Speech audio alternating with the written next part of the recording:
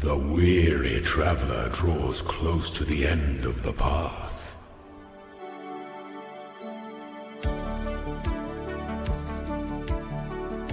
We have never had it so good.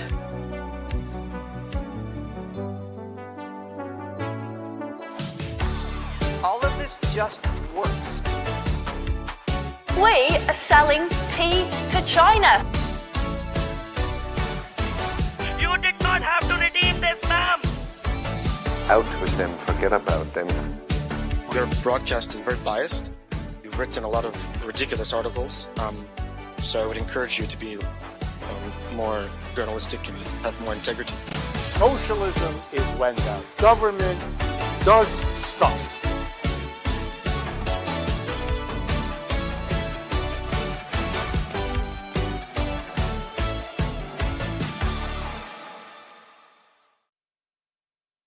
Hello everyone, and welcome back to another episode of the Longhouse, the weekly show for the sensible centrist. I apologize to the live listeners for the delay. This was on me this time. I was unfortunately delayed in doing some stuff. I was picking up baby walrus from my parents. She'd been staying there for a couple of hours, and I misjudged the time, unfortunately. Things sometimes just don't go the way you plan. But we're here now. I also have to apologize that I got sick this weekend, so it's still sort of like muddying my voice a little bit. Just in case you notice that stuff. I'll try to do my best not to cough directly into the microphone. So, if Ludwig Path isn't back, I keep wanting to get some water. No, I'm good. I'm back. All right. Hello, how everyone. are you doing? I'm doing fine. Thanks for the patience. To the audience, I guess we're usually on time, but we have to cut people some slack, especially young parents. We need the sympathy. We're trying to repopulate traffic and all that. Trying to save the white race. We're doing our best. You have to cut us some slack.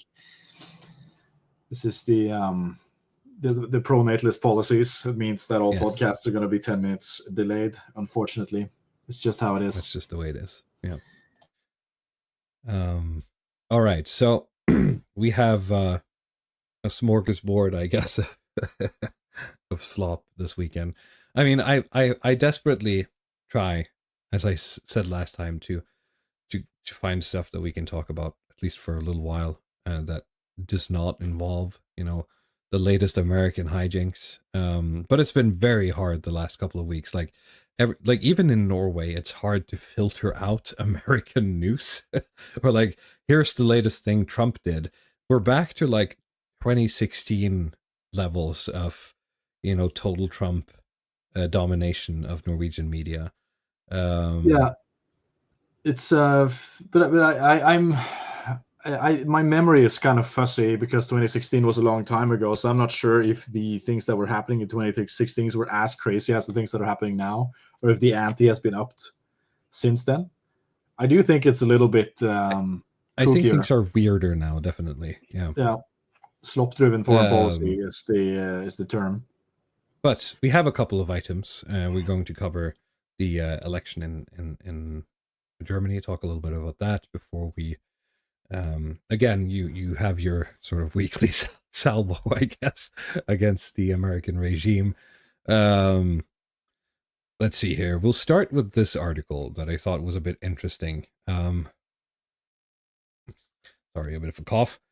And it's not necessarily that this is going to be like some huge revelation or something like that. I just thought we'd read it, maybe poke some fun at it, and go from there. So feel free to interrupt me or don't, and we'll just move on when I've finished reading it.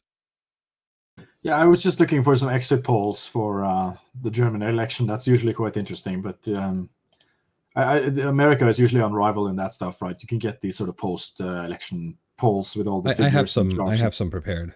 Yeah. Oh, good. I'm looking forward to that. I also have some on like the East versus West. Politico has a really good article breaking it down. All right. So this is an article by someone called Jesse Kong, which I feel is, I don't know if you have had many Asian friends, Ludwig. I know there's not a whole lot. There was a Vietnamese enclave in my town, so I had like one or two growing up.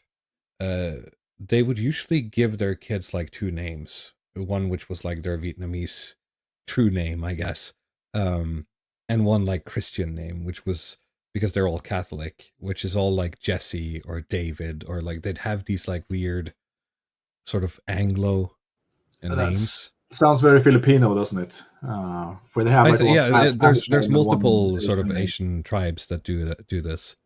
I think maybe this is what we're looking at here. Like Jessie Kong, maybe that's her Christian name. I'm just thinking about Donkey Kong.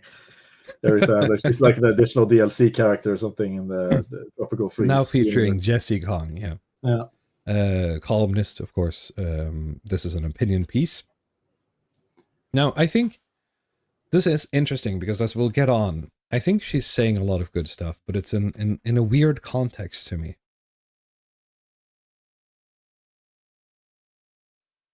Sorry. Chinese people breathe in air full of CO2, so you and I can get Temu merchandise delivered to our doorstep. Is China really the scapegoat here? Is the question she's sort of proposing. And she goes on to say, quote, skepticism about DeepSeek, experts turning on the alarms, and warnings against using the Chinese AI platforms that shook the stock markets and tilted the leading Nvidia off the throne are headlines you encounter on the news sites. So this is from earlier in February, so it's a bit late. And she says these are just a few of many examples of, quote, China bashing and Western double standards. DeepSeek is revolutionary. It's free and has far lower climate footprint than other language models. Nevertheless, it is warned against using the app due to security considerations and censorship. Why did no one talk about the USA when the USA implemented a national ban on TikTok, one of the largest platforms, partly due to pro-Palestinian content? Washington argues that the ban was due to national security considerations, but when Beijing argues the same way, they're accused of human rights violations and authoritarianisms on all sides. Experts do not need to see that the TikTok ban is quite selective, because it is not exactly the case that Western tech giants like Meta and Google do not have any pigs in the forest. This is skeletons in the closet, I guess. Yeah, that's pretty good. I just saw it before you read it out, and I was like, this is not going to work. We need it's not going to work. Skeletons in the in the closet is the English version. So what she's saying here is that, imagine if the situation was reversed. Remember what I said, that the Chinese are not very good at propaganda generally. I feel like this is like, how do you do, fellow Westerner kind of article, and like she's like some kind of, well, I was going to say Manchurian candidate, like some kind of sleeper agent that's been activated, and they're certainly just spewing. There's zero creativity in their propaganda. It's just, what if the situation was reversed? And it's just like the most standard talking points. The human rights. You also break the human rights. It's not just us. You do it too. What about the United States? I mean, they might actually have a point with like the pro-Palestine stuff. I think. Well, I mean, this one is fair, but it's it's the U.S. What did you expect? I mean, in all fairness, a lot of the anti-Chinese stuff is also, to me, it goes very much in the background. I don't get a lot of that. I mean, some of the anti-China stuff, works kind of as pro-China stuff. I don't know if I talked about that previously, but you have the meme of the Chinese are kicking our ass. They'll just post these shit propaganda videos of kids that are, bouncing basketballs where they're standing in line there, they're doing some kind of like synchronized formations or something. And wow, look at these Chinese kids that are 4 years old. They can do this stuff. And, our 4-year-olds can barely, they can barely eat, or they can't digest food or something.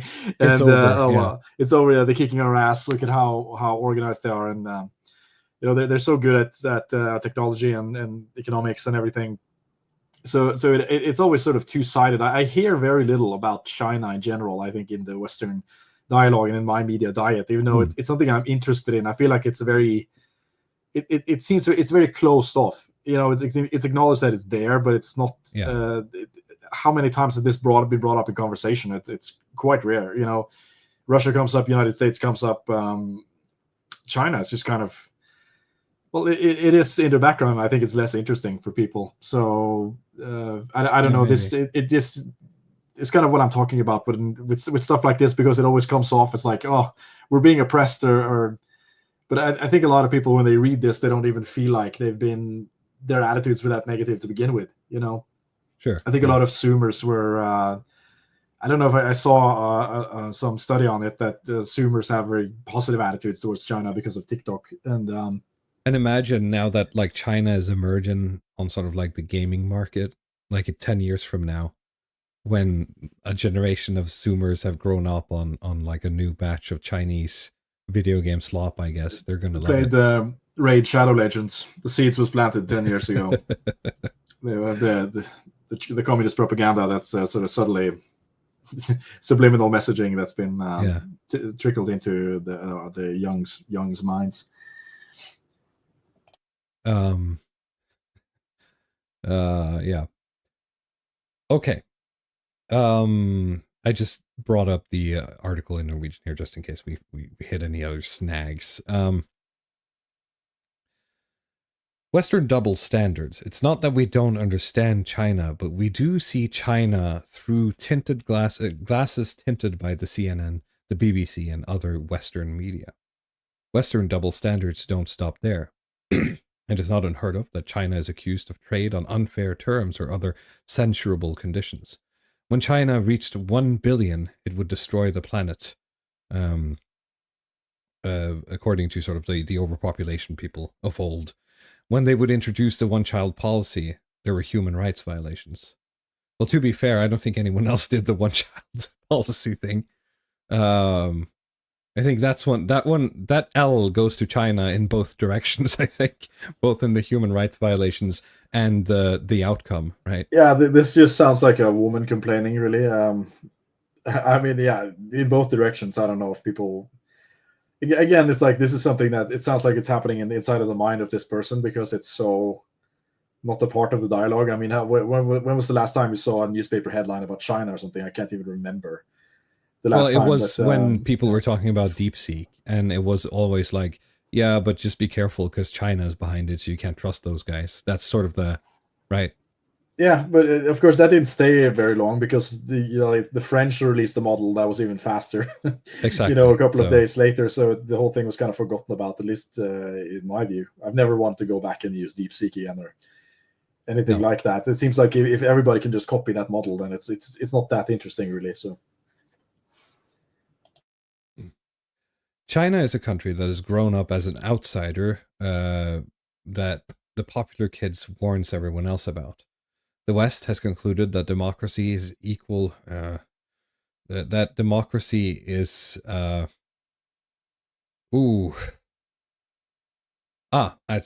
China's democracy is satisfactory, but only the citizens of China themselves know how true that actually is. Not only does the West point its finger at China, but other countries are forced to adapt to Western standards. Who is really the dictator here? Which is, I know you said like the propaganda is worse, but this is like reading like some weird, like this is reading like an unsophisticated Russian Twitter bot, right? Yeah, it's DeepSeek wrote this article probably. Imperialism. China does not have a sanctions list. It is the United States that demands that countries boycott them unless they want to lose access to the world's international reserve currency. The moral compass is used when appropriate for the West, and it paints a picture of China as a threat that lures African countries into debt traps. But it is Western imperialism that in the past has cut off the arms and legs of colonies and left behind ruined countries after having accumulated its resources. Beijing has been criticized for being Big this sucks. Brother. This is so bad. It's just so amateurish. Like It is. You're supposed to garner sympathy here with this. If there's a point to this propaganda article, it's like, okay, maybe China isn't so bad. You don't want to just sit and point the finger at, okay, I'm just going to pull up the rap sheet of everything I don't like about the West, and then talking about the West, quote unquote. Now, it seems almost anachronistic when there's currently a like a United States Europe split going on. I mean, I'm going to lend my propaganda brain to this piece and like, okay, how do we improve it? It would be like trying to pull the transatlantic partnership apart and just kind of offering hand to Europe, for example, and then just saying like, well, no, the China is actually the attractive place, and America sucks. It's just like black guys shooting each other and rap music and stuff. But like China is very sophisticated, and we have no tariffs and all this kind of we're very polite, and that's kind of that. I think that would have resonated a lot better. But if you're gonna go this like, well, you're the real colonizers, and we didn't do nothing, and we've been humiliated, and it's like this seething incel energy that comes off this. Nordanon is taking to booing the low quality. Get better material. It's always subpar. I don't know why. There's just something missing there. But let's finish the article. Of course, some of it might be lost in translation in terms of like the subtlety of the language here, but I have read this in Norwegian and it isn't much better, and like it's not like she's writing incredibly eloquently either. Beijing has been criticized for being the big brother and invading on the privacy of the people, but is better that the perpetrators are on the loose after gunfire. But is it better that perpetrators are on the loose after gunfire and robberies on open streets, which is a reference to an event that took place in Oslo. So I'm not even sure what she's saying here. Like she's like, yeah, but at least no one does crime in China. Is that what she's saying? It's the Einmals Chong. We have the Chinese AI. The social credit. No black guy on gun shoot gun open street here. It's just she's just throwing the sink at it basically. I don't know why they even publish this stuff. It's just low grade Chinese propaganda, as most things are. Someone asks how old this person is. Jessie Kong is 23 years old, and she's currently studying business and has a former politically active rap sheet. That's all it says. It doesn't say like what. I often I know that there's a lot of different East Asian groups, but I often struggle to trust them, especially the Chinese, because of stuff like this. Like they have this kind of internalized incel mentality. Even the women do this century of humiliation stuff, like, oh, I've been so humiliated, and like you're the oppressor, and we're just trying to do the right thing. Like, shut up. Like, I mean, they are geopolitically important. They're just not that culturally important. That's the thing. So nobody really cared that much. I think they can get away with a lot more than they think. This stuff is just kind of uncalled for. Leo Borealis says, this is very low quality slop. I was promised high quality slop. It's true I have failed a bit, but I also named this video all slop. So we're taking it all this time. China liberalized according to the wishes of the West. They're accused of stealing jobs. Western consumers demand cheap goods, and China has become the factory of the world.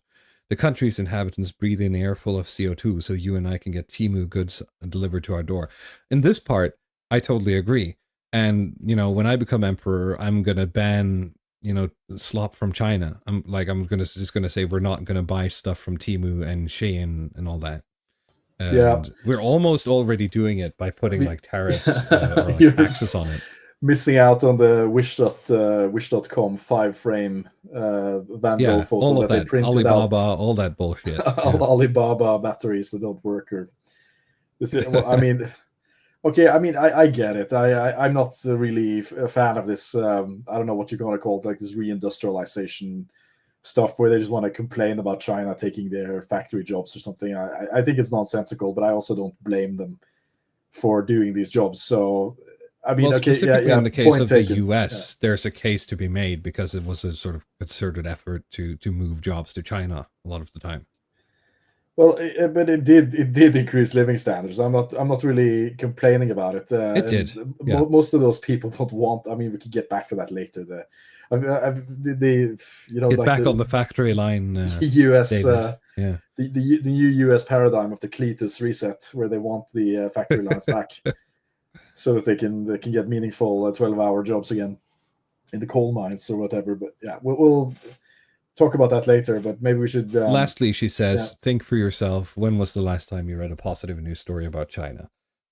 And as you said, I also thought to myself, I can't really remember last time I read anything about China at all. In like mainstream news. It's always like you have to go to specific documentaries or like vlogs or people who live in China. Well, it is very close. That's the problem. I think it is difficult to find good information, even when I look at these pro-China or anti-China influencers, to find reliable information about what's actually going on there, good or bad. It seems to be a very clandestine, closed off to Westerners, but positive news stories. Of course, it's just not a big deal. I assume they think that they're more important than they are, and of course, I am suspicious of the Chinese. It's just not on the top of the priority list currently. Yeah, exactly. I'm gonna pull up one fast one before we go into Germany. Let's see here. Share screen. This is not the one. I think this is the one. All right. So the right, the conservatives in Norway are throwing out the red meat because it's election season. They want stricter immigration and integration policies. Inequality in Norway has increased with immigration, according to a new report, and now the Conservatives are tightening the belt. The Conservatives has had a strict immigration policy for quite a few years. We led this government and we've had it in our programs in recent elections, but now we're doing further austerities, said Henrik Asheim to Aftenposten. On Tuesday, the Conservatives submitted a number of proposals to the Storting. These involve tightening immigration and setting stricter requirements for integration. The background for these proposals is a report ordered by the Conservatives in October, and in its statistics, Norway researchers have looked at the connection between immigration and increased inequality since 1993. In short, the report says that the increase in proportion of immigrants accounts for almost half of the increased inequality in Norway from 1993 to 2022. And a link to the report. Quote, the most important thing we do to fight poverty and inequality is to get people to work. And to do that, we must make stricter demands that those who come here learn Norwegian and integrate and become a part of society. Asheim said he's not surprised by the conclusion of this report. Quote, what is interesting for us is to see how small a part this has been of the inequality discussion in terms of economics that we've had in Norway in the past few years. When almost half of the increased inequality can be attributed to immigration, it must be a part of the discussion about inequality, he states. I guess equity is better. I'm not quite sure. I assume it's an economic thing, right? But it's not probably inequality in the way that the chuds think about it when they feel like they can't afford it's inequality a house. Because, well, I assume it's just the immigrants that are poor. You have like your low human capital coming from the MENA countries or something, and they end up being underclass or kind of permanent welfare class, and they want to get them up to the middle level. Easier said than done, of course. But if you can package it as a sort of economic equality thing, I think you have more bipartisan support for it. Sure, yeah. The proposals from the Conservatives include setting stricter requirements for income and language skills in order to obtain a permanent residence permit. A tightening of family reunification is also proposed. This is a big one, actually, honestly, because I think a lot of problems with integration as well. Let's sort of try to discuss the way things are and not the way things we want things to be. A lot of the issues we're having with integration is family reunification. The dad comes over, works here for X amount of years, and then the rest of the family joins him. And then the rest of the family has no... like all the uncles and the grandmas and all these people have no way of integrating into society. They don't learn the language, they don't get a job, right? or if they do, they start working within their community, right?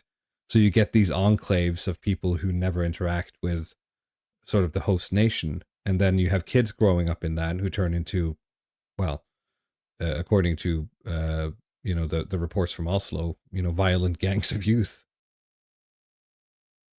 Yeah, it seems to make sense. So this specifically, maybe they're trying to fly this one under the radar a bit, because I think this is bigger than sort of like, oh, you have to have an education to come here. I mean, that's of course it's important, but I think this might be something they're trying to sneak under the radar. Depending on of course what tightening means. Like, is it just changing like a word or something, right? Yeah, I'm no expert on family reunification.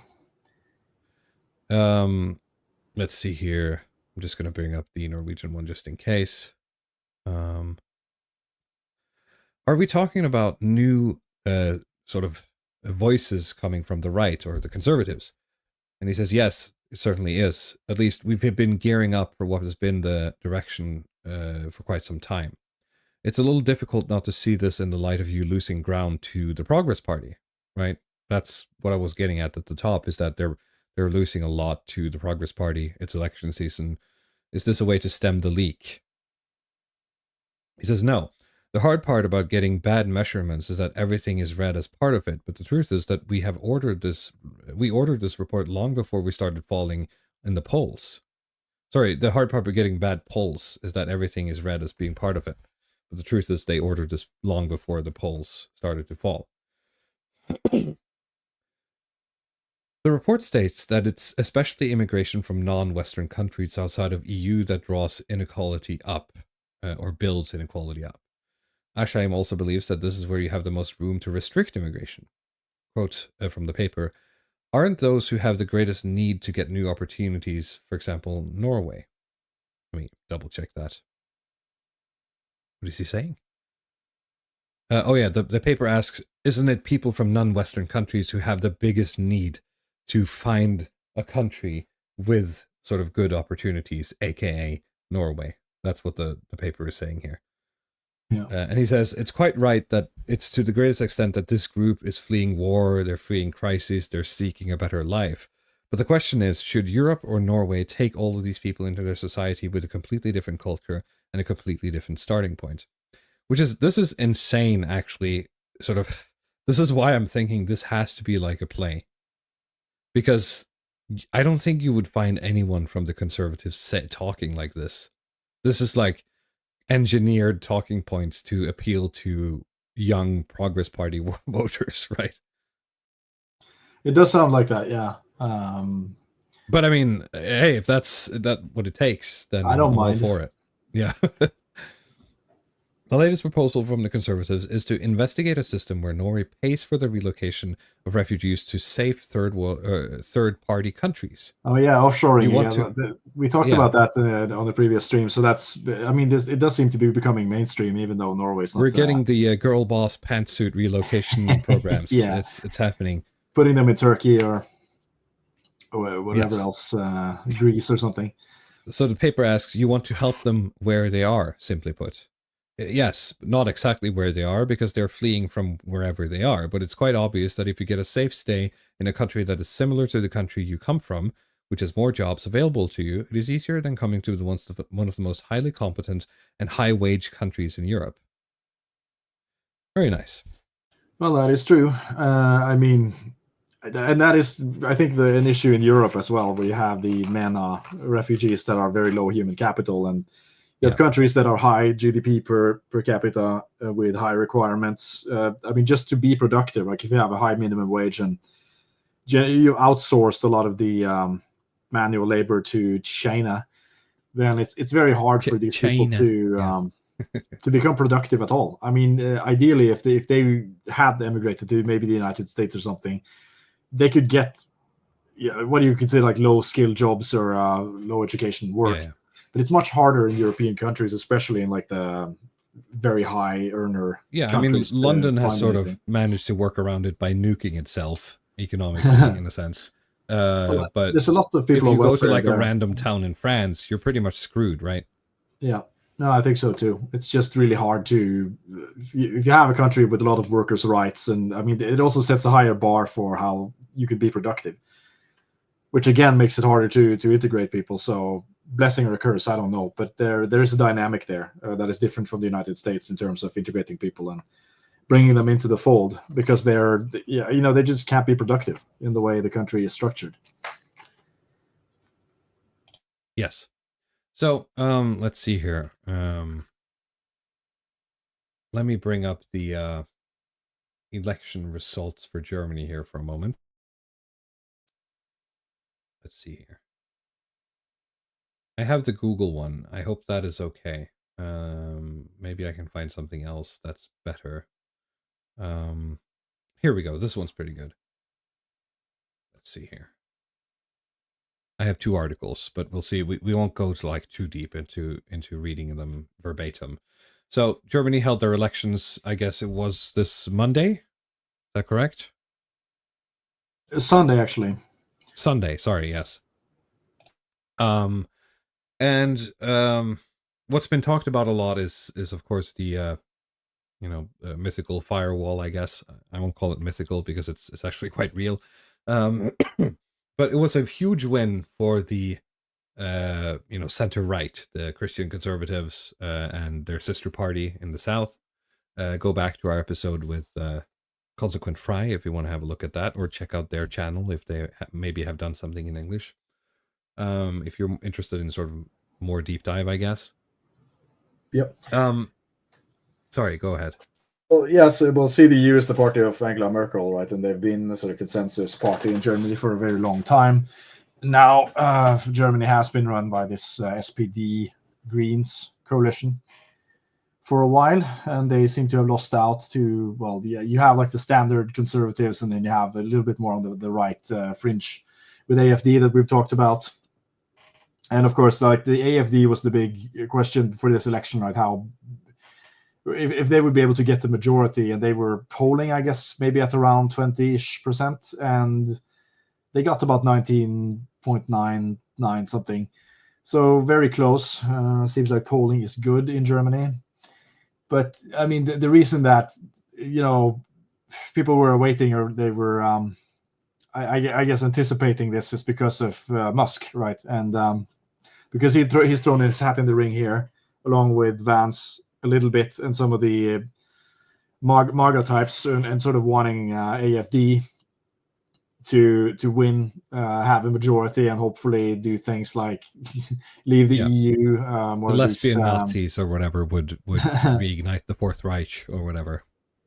Well, it's I mean, I assume that people have seen that video of Elon where he's at the AFD conference. Yeah, it's the most important election of Elon Musk AFD conference. Maybe you can get to show the photo or something. I mean, it's very funny looking. Oh, never mind. It's the one where he video conferenced. Yeah, okay. Yeah, this the Orwellian looking, at least. Yeah. It's just like that 1984. It's extremely. He's just extremely awkward as a speaker, and it comes across there. But he's been pushing it hard, on these conferences and on X, social media, and the people were wondering, like, how far could you get with slopification in Germany, right? That was my question as well, and I ran a poll on my Twitter, just asking people if they thought that he helped or he hurt them, and and I guess the majority of responders claimed that it was either no difference or he actually hurt the AFD, because he's become quite unpopular, and there's also a problem there with like going in the way the Trump admin has gone, so guns blazing and so clearly in favor of one party, and when that party loses and they're putting up this electoral firewall to keep them out, well, it's sort of the gauntlet has been thrown down, right? You can't really do anything from there. It's like the outsider has basically said, this is our party, they're going to represent us, and we're going to party with them. So and this is clear by the comments of like Friedrich Merz, who's the leader of the CDU, who was starting to talk about European strategic autonomy as soon as the election was over, and trying to build like a defensive alliance outside of the, sort of excluding the United States. which is a very different tone from what you would have gotten. But I don't think that would have happened if Elon hadn't jumped into what you can say into the fray with this. It's like in my head, I think it's more likely that they would have wanted to cooperate with AFD if Elon and MAGA hadn't explicitly tried to involve themselves in this.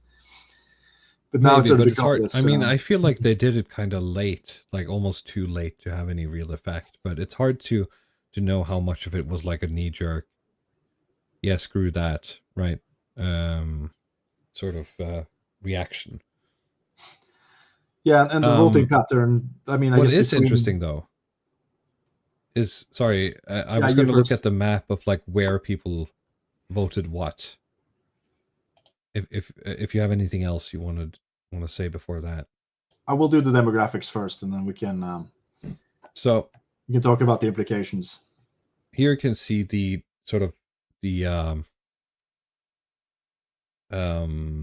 location of the voters. And of course, the blue is AFD, black is Christian Democrat. First of all, I mean, the Christian Democrats kind of knocked out almost everything in the West, which is quite insane. But also, you know, basically just old East Germany is AFD at this point. And it makes me think how much of old East Germany is just, you know, people, just Slavs want secession or something. I don't know. It's yeah, I mean, you get I'm a not lot sure of what it is interpretations about the former Soviet places that makes them vote like this. I'm not, and this is just like, I'm not putting any value behind that. Like, I'm not even talking about what the AFD actually wants or whether or not they're actually based. I'm just, why are they like so pro AFD?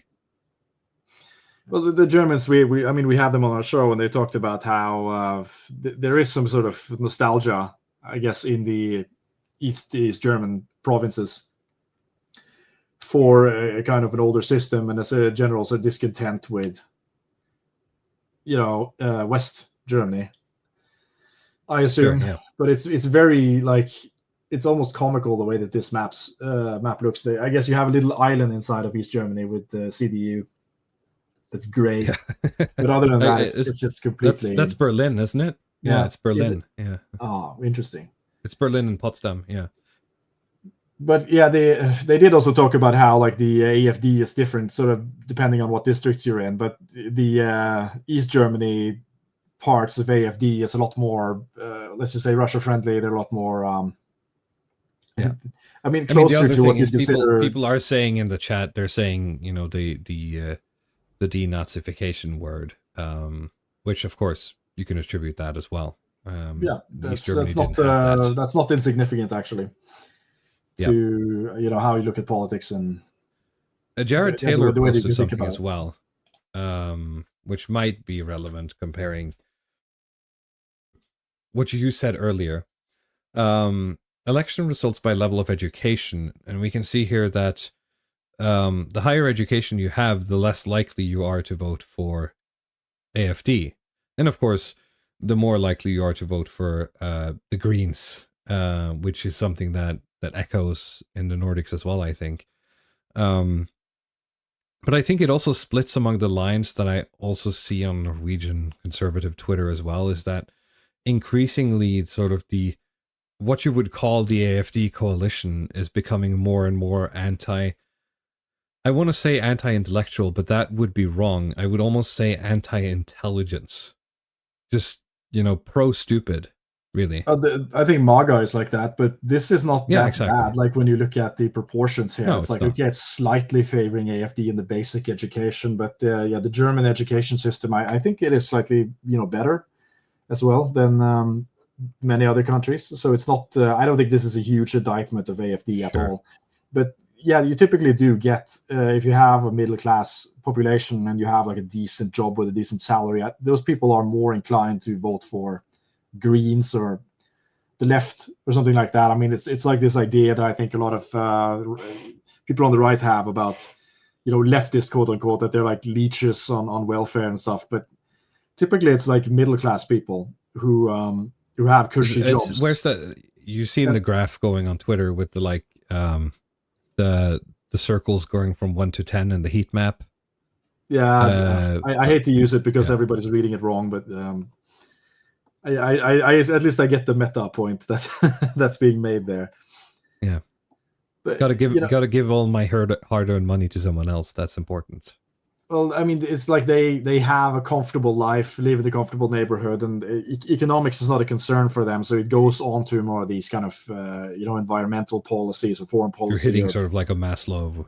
Yeah, I do think you're above a certain Maslow level, and you're not. Of course, if you're like obsessed with money, then you tip over to the right again. But for these people who are sort of comfortably middle class, and they're smart enough to make a middle class in Hamburg, Germans in diverse areas voted more for AFD, and people in more homogeneous areas voted more for the Greens. That might also be a factor. If you are higher education, you would assume that you're more likely to live in a homogeneous society, right? Because you basically just have, what's called white flight. And once you live in suburbia with all the other sort of, homogeneous people, I guess, voting for the Greens is nice because it's not something in front of you telling you to vote something else, right? Yeah, I mean, the immigrants that come in, they're either coming in at the top or at the bottom. They're usually not coming out at the middle level. So, yeah, I assume that the voters for the Green Party is probably like the whitest demographic, ironically. But it's just that way in my experience. But of course, I mean, you can make this comment about like education subversion or whatever. I just don't think it's that like bad, especially on this graph.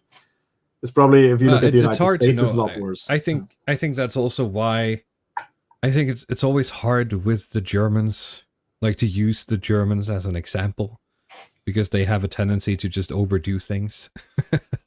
they speed run the ideologies just because they can, and you can't really control for that in the statistics. You don't know if is it just the latest German psychosis, right? We're looking at. You can never know. Absolutely. Okay.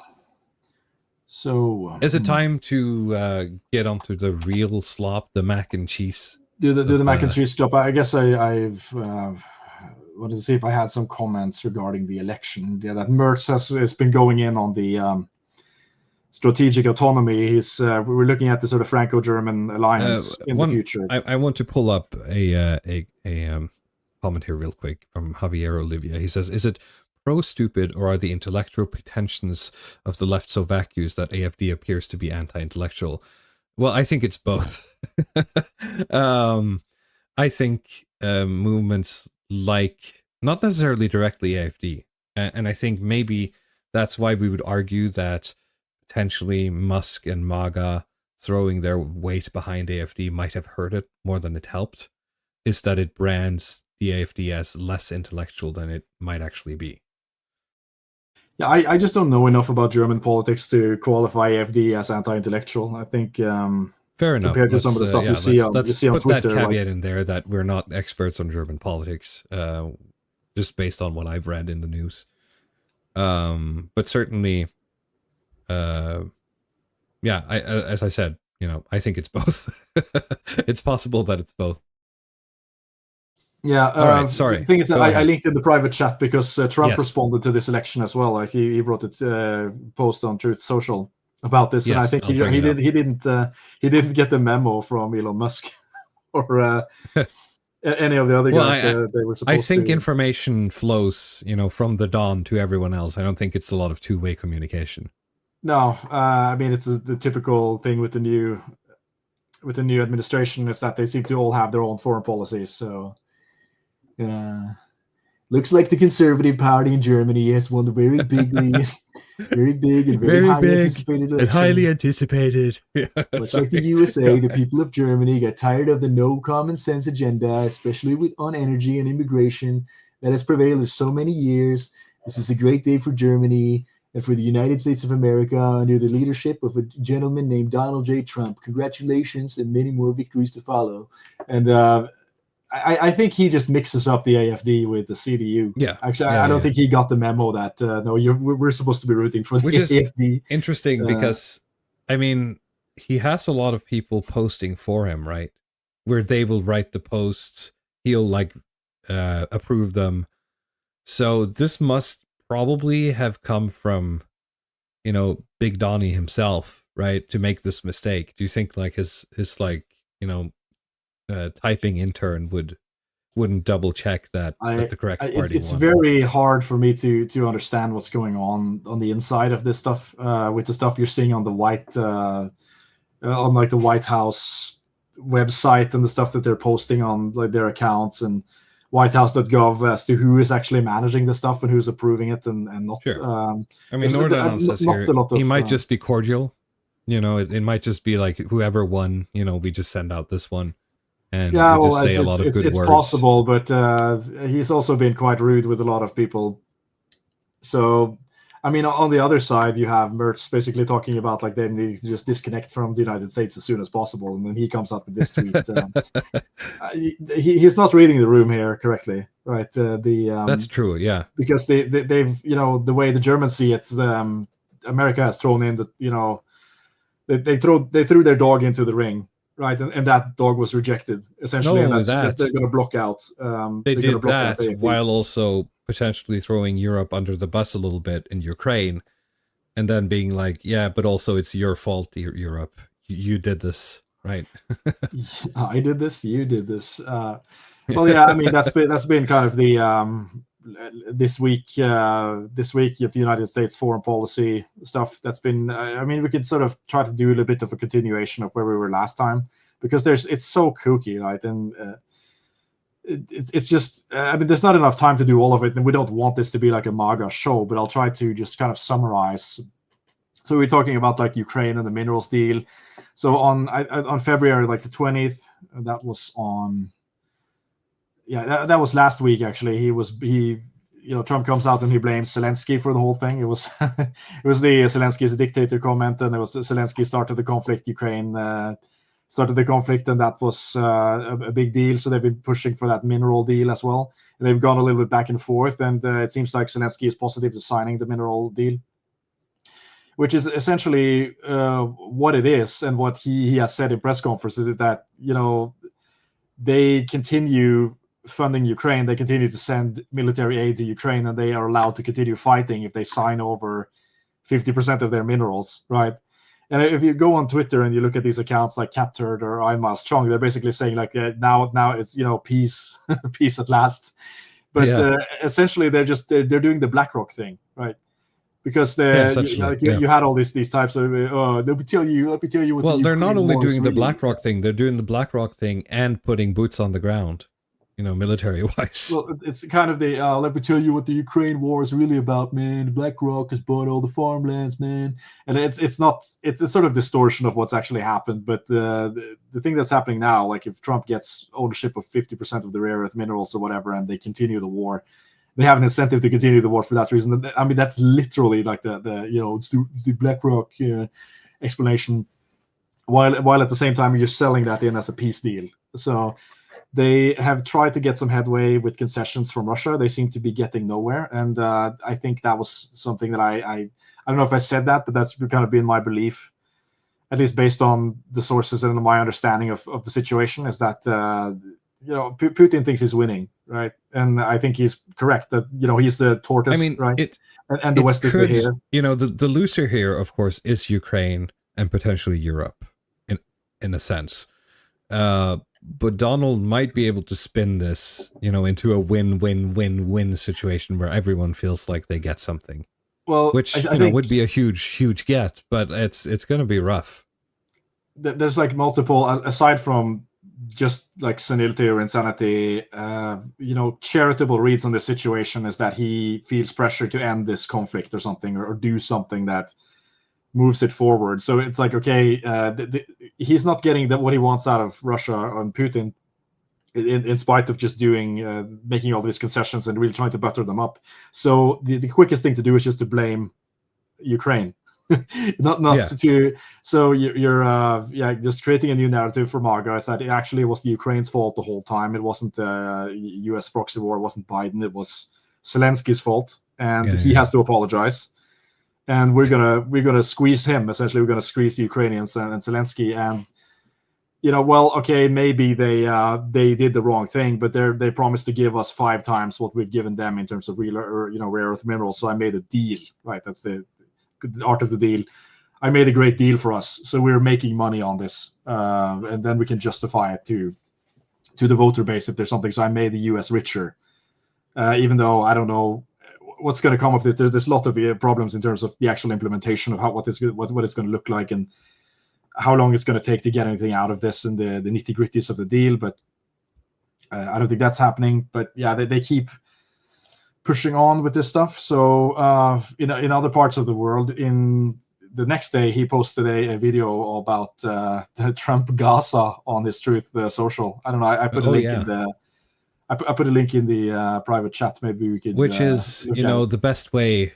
This is like a litmus test. Like you don't need early life. You can just, if you like this video, like if you think this is cool, you are brown. Like, because only people like that love that kind of like gaudiness. Do you see what I'm saying? Like it's peak like Arab coded, sort of rug merchant aesthetics where like, yeah, everything's going to be gold plated, right? Here's the no sound. I think you turned off the sound. Oh, I turned off the sound. Sorry. Yeah, it's just some synth. Donald's coming to set you free, bringing the light for all to see. No more tunnels, no more fear. Trump Gaza is finally here. Trump. Was that bearded ladies dancing, by the way? Yeah, there's a lot you can pick apart in this video, and I don't know how much of it is just flooding the song. But we have the belly dancers who with beards, and you have like. Golden future, a brand new life. Feast and dance, the deal is done. Trump Gaza, #1. Like, look at this. So I think the symbolism is not lost on people. You have like the mukbang Elon Musk, and then and this the golden statue of Trump here. That's what I wrote on Twitter. This is what Dr. Steve Turley calls revitalization of Christian civilization, aka idolatry. Like, as Nordan says, if it was marble, it would be white. It would be white coded. But because it's gold, it is Arab coded. Judeo-Trumpism, Antichrist, version 2.0. I don't know how much of this stuff is intentionally made like this, because if you look at the that frame, how deep is like the actual prompt? Is it like I want specifically a gold-plated Trump? Do you want the bearded translators, or if you look at the casino frame again, because look at the goat head on top there. There's like Trump Gaza. Oh, yeah. Has like a Baphomet. Isn't that the thing that the schizos on Twitter always point out? Yeah, that's the type of thing they usually point out, that you have like this is like the goat head on top of the thing, the golden statues, and and then you have him sunbathing with Benjamin Netanyahu. That's you can buy little tiny Trump Buddhas. There's Bibi and Trump. Trump Gaza, #1. To be fair, I mean, turning Gaza into like a Disneyland or something is the most Trump thing. It's the most Trump solution to Israel Gaza. But that's But I mean, it's just so that doesn't mean anything. Because it's very Trump. It's it's called Gaza, and Gaza rhymes with plaza. So it's Trump Plaza, Trump, like, and then that's how we get this. But underneath, there is actually a very serious geopolitical situation here, right? And there's been like big, global backlash for people living in Gaza, and I mean, you are talking about like, okay, what exactly does this intend? That you have to demolish the whole place, and we're just going to build a new Saudi Arabia on top of it. So because of a lot of pressure, there had to be some clarification. I think Trump's press secretary, Caroline Leavitt, said that, they're not actually talking about using troops or taxpayer money or something. It's just kind of a sketch to. We're just going to ask them to leave. We're just going to ask. No, they're trying to. They claim, at least the press secretary, that they're sort of encouraging the neighbors of Gaza to think of like a different solution, to temporarily relocate, 2 million Palestinians to I don't know, Jordan, Egypt, or something. But of course, they're coming out and saying that we're not doing it. They've never been interested in taking Palestinians. Netanyahu has come out and endorsed this, of course, not specific, didn't give any specifics, but there's not a lot of specifics of it. It's just extremely tacky, and I mean, you're talking about like a serious, humanitarian crisis here that's just kind of presented as we're going to make like this kind of extremely, AI generated tacky real estate promo thing on top of it. Yeah. I mean, I guess you own the libs, but it's like. But did you even own the libs at this point? I'm not even sure that the Fox News is talking about this, right? I wrote about this on Twitter, that it seems like American media is just more busy talking about domestic stuff, like the sort of Doji reveals about Photoshop licenses or something that haven't been used, or male tampons in the FBI bathroom. So they're not really talking about this kind of Trump foreign policy stuff that is like completely off the rails. So that was Gaza.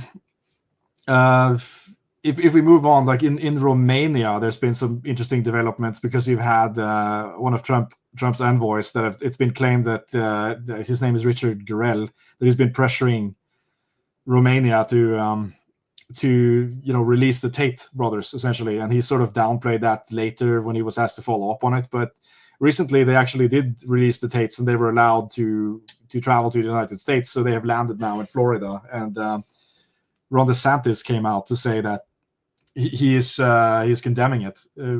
So this is a kind of an interesting development, because the Tates are not super popular in like the general conservative MAGA crowd, at least from what I can gauge in just looking at Twitter and some comments on newspapers and various digital sources, which made me think that, I mean, most of their exposure to it's going to have to be through this podcastosphere of influencers like Patrick Bet-David and Tucker Carlson and Benny Johnson and some of these other people, and they've all been very positive towards Andrew Tate. But there seems to be some sort of a leak where a lot of the seedier, kind of uglier parts of what the Tates are doing is just kind of coming up to the surface, and so he's not popular. He doesn't have that golden boy status there, and I'm not sure that this is going to be a popular move for the Trump admin to move them over there. And I'm also not sure exactly what's going to happen if they're just going to stay in the United States indefinitely and become global fugitives or something. Because, like, why would you go back if the only thing that's waiting for you is like more trials related to these tax fraud and human trafficking? So that was the Romania issue. And in Europe, he has had some visits from European leaders to sit and talk about what they're going to do about Ukraine. Some of them have just been snubbed, like Poland sent down a guy there, and he just got like 10 minutes of talking. I think it was the same for Denmark. And Trump recently did a press conference where he announced a 25% tariff on the EU. This is something that he's been warning about previously, but now it seems like, okay, that he's coming back with it again. There was no definite date, but it seems to be coming. He's also claiming that the tariffs on Canada and Mexico are going to go into effect in March. And I think the interesting part about this is that it seems to mostly have hurt the US stock market this time, because I've been following currency markets and other asset markets just based on Trump's statements, right? And you could look at, for example, the euro dollar currency pair and see, because after Trump was inaugurated, sorry, I need a drink here. Sure. After says slop kraut, mech slop, and now slop goulash. Perfect. So after he was inaugurated, right, during December, the dollar euro was almost going at parity, meaning that it was like almost €1 for $1, which is like usually it's like 1.01 or sort of 1.1 euros per dollar. Like the dollar is a little bit higher in that relationship, but it fell down because people were, scared of various tariffs that he had promised, and then he sort of made the announcements. It went up and down a little bit, and then it's sort of going back up to 1.05. And now he came out with the tariffs again, and it's not moving. Like, that's the interesting part. Like, I was expecting that the dollar would go up, the euro would go down, but actually it didn't happen. Even though it's kind of, the actual size of the tariffs and the actual scope of it is similar, but in my view, you can never tell 100% what's going on with markets, but they seem to have priced in the degree of kind of unseriousness to a lot of what's going on in the United States into this, because they seem to be more bullish on European markets this time instead of the American ones. Because typically, like, if you announce tariffs, the value of your currency would go up, right? Because there's a higher demand for trading internally in the country, and the idea is that also is going to raise interest rates to try to curb inflation, which makes the currency even more valuable. So there's like this reinforcement mechanism.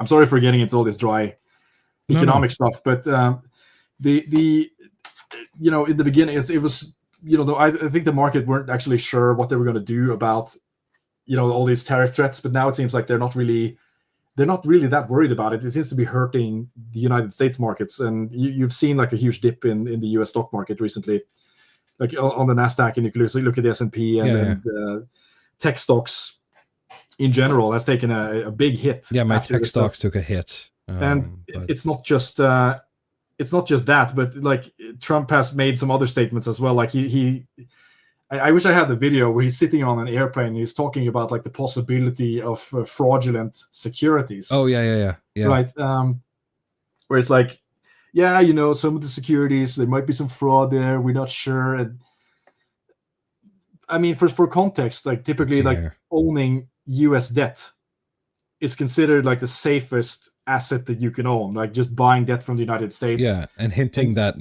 some of them, they're not real. And you're getting like maybe 3 or 4% yield on that, right? And China has bought a lot of it. They're selling it off now, but there's been other buyers, like there's many European countries that are owning it. So, but like just hinting at the fact that maybe we're not going to pay that back. I mean, like, you get this sort of refrain from the pro-Trump camp that's kind of, well, watch what he does, not what he says. But the problem is that when you're president and you're in this kind of leadership position, words are actions. In a sense, it's kind of like if you're in the economy of that. When the president says that, hang on, half of these might not be real. The stock market's going to go, what did you say? Right, and do a dip. Right. It's because all new information is immediately. It's not consequence free, right? No, absolutely not. And it's kind of like you bring in the CEO of a company and he just goes on social media and talks about how you're not going to pay back the company's debts. And I was rifling through some archives, and I think maybe our patents aren't real, right? It's and the posting that on Twitter. Tanks, it's like, right? Whoops.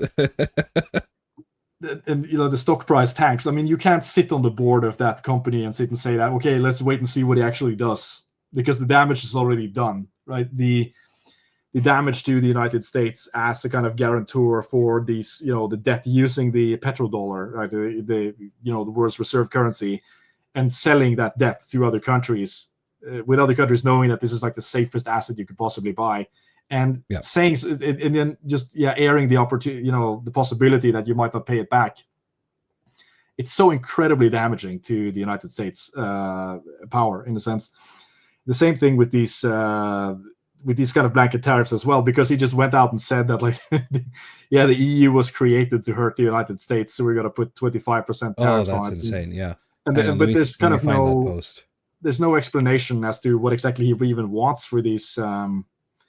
For these tariffs. I mean, with like, there was something there with like the Canadian tariffs and the Mexico tariffs that, okay, if you can tighten up the border and you can, stop the flow of drugs into the United States, then maybe.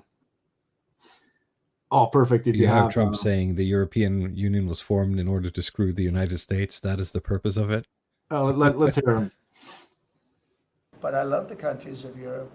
I love all countries, frankly, all different. But the European Union's it was formed in order to screw the United States. I mean, look, let's be honest. The European Union was formed in order to screw the United States. That's the purpose of it. And they've done a good job of it, but now I'm president. What will happen if these countries... It's just, I love all countries in Europe, and then, but now I'm president, so it stops. And it's just so wrong.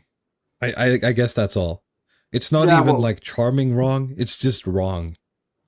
I mean, this admin is really, it's so consistently just anti-European on every level, right? And there's kind of no way to sane wash this stuff. That's what I've been talking about on Twitter as well. Like, you have various tiers of MAGA copers, and it's not just the MAGA guys themselves. I think, because I feel like the core kind of MAGA cult are at least somewhat honest, but you have like the centrist commentariat who try to coax this into some kind of 4D chess scheme, where where it's like, oh well, it's actually, you see, they're reorienting their foreign policy to focus on China, for example, which is, it's just kind of nonsense, because they're doing no such thing. I mean, recently there was some talk of maybe they would tariff China 10% or something, but in every other area they seem to be cutting the efforts to curb China, right? With all of the cuts that they're doing to their intelligence agency, like they've cut FARA, for example, the foreign agent registries, and all of these other organizations, even some parts of USAID was used to counter Chinese intelligence, and they've cut all of it. And he even came out and said that he wants, he wants Chinese investments in the United States. I don't know if you have that link, but he was talking about like the gold green cards. That's another I have it somewhere. Slop-based. It's in the private chat, the gold card link. Yeah, I have it. Here it is. Fox News.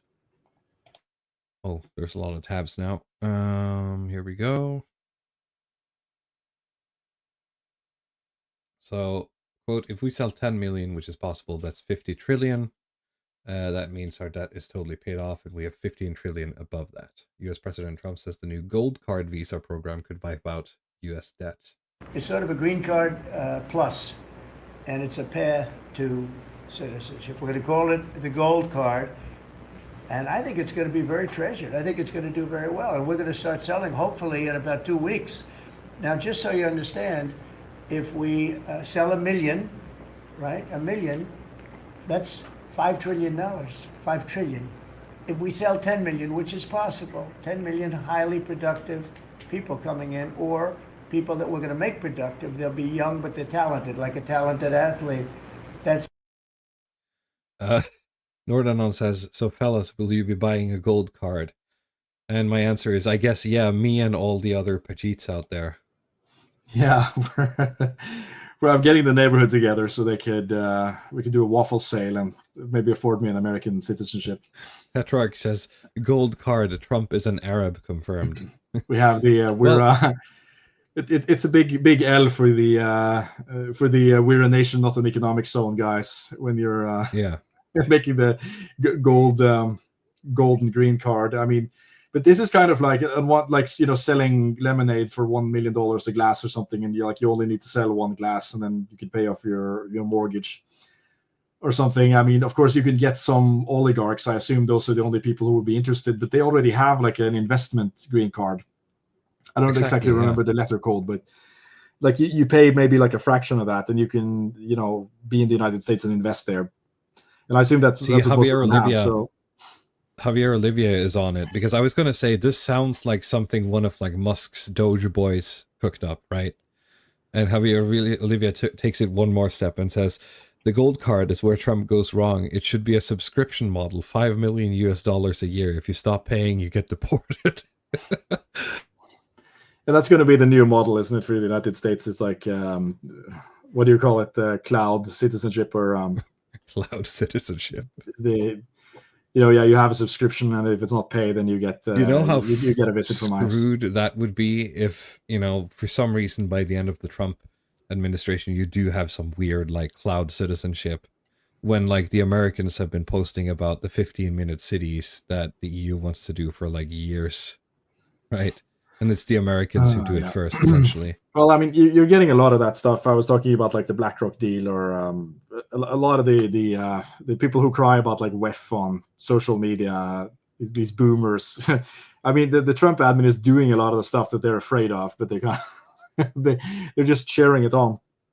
But I mean, in this press conference, he goes on to talk about how he wants Chinese investment, and they can buy the citizenship, so they can go and invest there, and it's a because it's Trump, they're going to overlook it, right? But it's a pretty big L for the Gunter Eagleman types who are, like the biggest thing they're worried about is Chinese people owning farmland or some like dumb stuff like that. He is basically just setting the U.S. up as an, we're not an economic zone. Like, Trump says you're literally in an economic zone. Like, you've never been more of an economic zone than under this guy, because that's the only thing that he's offering currently. Northern says you vote for mass deportations, you get gold cards and austerity. That's the way. Yeah, that's what it seems like, because he's, that's the other cope, right? The first cope is like focusing on China, which they're clearly not doing, and the other cope is the national debt, which, I mean, it's really high now. They're probably in the top 10 in terms of debt to GDP ratio, but they're more capable of getting rid of that debt. But he doesn't actually want to increase taxes, right? He's doing tax cuts like he did previously. So then you have to do something else. So it's either some kind of like spending cuts, or these gimmicks like tariffs, or gold citizenships, or maybe he could launch another crypto shitcoin and use that to pay for the deficit or something. I'm not exactly sure, but I mean, generally we had this sort of theme last time in terms of talking about, it looks like they're hurting their soft power complex here, guys. Maybe you shouldn't be cheering on this stuff, but I think now it's well, even more I think visible. It should be at least understand what is happening, right, before cheering. Yeah, but now it seems even more visible that he's just sort of just taking apart everything that the United States has, and turning it into something that he can make money off of. I don't know how it's even defensible. I mean, at some point, you've owned the libs. You won the election. You already owned the libs. And then you need to have actual functional stuff, functional institutions, and you're not getting that by replacing every agency and every bureaucrat with a podcast host. It's just not working. Petrarch says, will the current European elite be able to handle its coming freedom? Could it facilitate the circulation of elites in Europe? Well, see, and we touched about that at the end of the last time. That's sort of for us, where the, may you're living interesting times is sort of starting to come around, is that, hang on a minute, the playing field is slowly opening up here. And what the rest of the century is going to look like might not be what we thought it was, essentially. No, what I'm curious about is sort of the human rights and how the remaining Europe is going to relate to that stuff. Because if the United States don't want to uphold it, they're not interested in human rights anymore. Then it's kind of the only people who care are European countries, essentially. And at some point, it's like a game theory thing, where like if you're the only person who tries to play nice, then you're losing. Yeah, who plays by the rules. You can't really afford that. Like, it's not that it isn't that, like, there's not even a pretense of caring about like the biggest player in the United States. They don't even have a pretense of caring about human rights. No, but that's what I'm saying. Like, when that sort of reality inevitably hits Europe, what happens then is the interesting part, right? Yeah, so I assume that at least would open up the doors for some of these more radical solutions. I mean, everybody has their own idea about what that's going to look like, but yeah, I think mine is the most really based and true, and it's going to be me. But yeah, it's sort of an infinite horizon of possibilities, at least if you have the imagination for it, I think.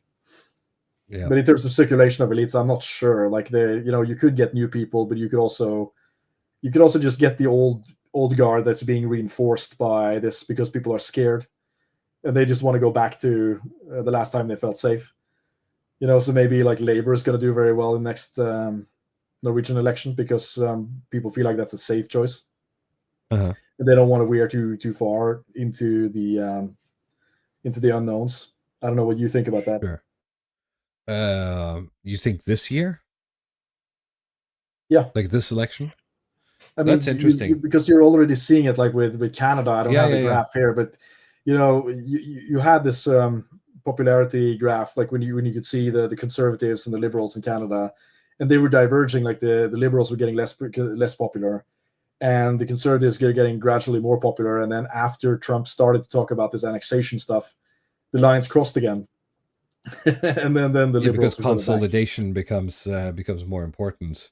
Yeah, they dig their heels in at the stuff that they know that they Yeah, think is yeah. sort of their identity because they feel like they're being threatened from the outside.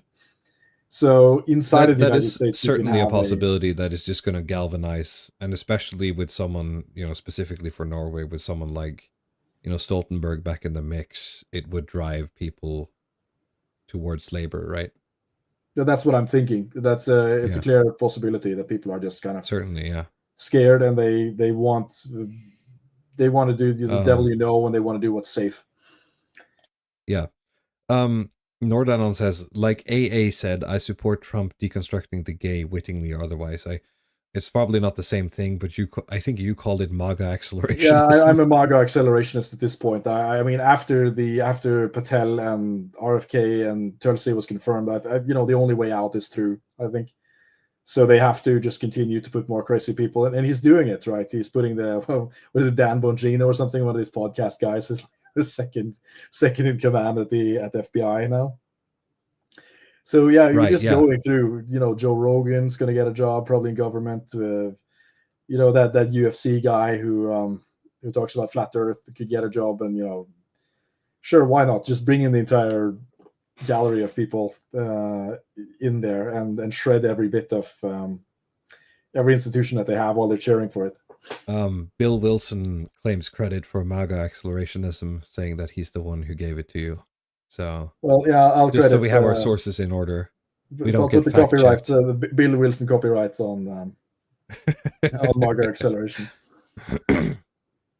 All right. Do we have anything else, or should we? I think we could round off unless there's any more questions. I don't think we have any questions in chat unless there's something coming in now last minute while we're rounding off. Thank you as always, everyone, for watching and for listening, even though we were a bit late this week. We try to do our best in bringing you I say high quality slop, but this week it was just, all slop. But certainly the kind of slop that you won't find elsewhere here at the Longhouse. Thank you for watching. Bloody Path, anything you want to say before we leave? Anything you want to shill? No, nothing. Just grateful for everybody showing up, and I'll see you next week. Yeah, it's great as always to have you all here. We'll see you next week. You can follow me on Twitter if you want, and we'll be back next Thursday. Bye bye.